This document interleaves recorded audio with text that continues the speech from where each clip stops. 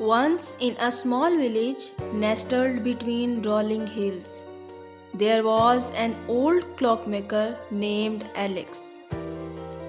He was known far and wide for his ability to craft the finest, more intricate timepieces, his workshop filled with the gentle ticking of hundreds of clocks was a place of wonder. But Alex was not just a clockmaker, he was a philosopher of time. One day, a young man named Nile came to Alex troubled. I feel like I am wasting my life, Nile confessed. Every day seems to slip away, and I don't know how to make the most of it. Alex smiled and invited him to sit. You are not a first to ask about time. I will tell you a story. Alex began. Many years ago, I crafted a special clock unlike any I had made before. This clock had no hands, no numbers.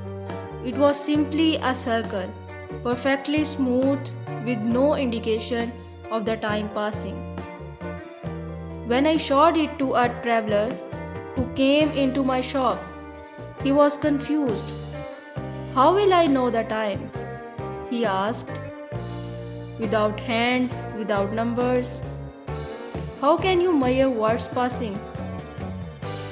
I told him, this clock is a reminder that time doesn't need to make measure. It needs to be lived. Nile looked puzzled, so Alex continued.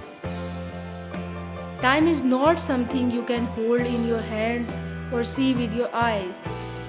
It's not about counting the seconds, minutes, or hours. It's about what you do with those moments.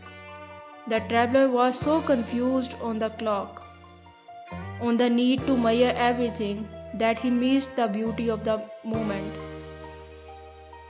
He rushed away, thinking he had no time to lose, but the irony was by rushing, he lost the very time he was trying to manage. Alex passed, allowing Nile to digest the words. Time will always pass, but it's how do you spend it that truly matters. Whether you are building a life with purpose or waiting for something that's always just out of reach. Time doesn't wait for anyone. The value of time is in knowing what to do with it, rather than how to measure it. Nile sat in silence, reflecting. As he stood to leave, he looked at the old man and said, Thank you, Alex.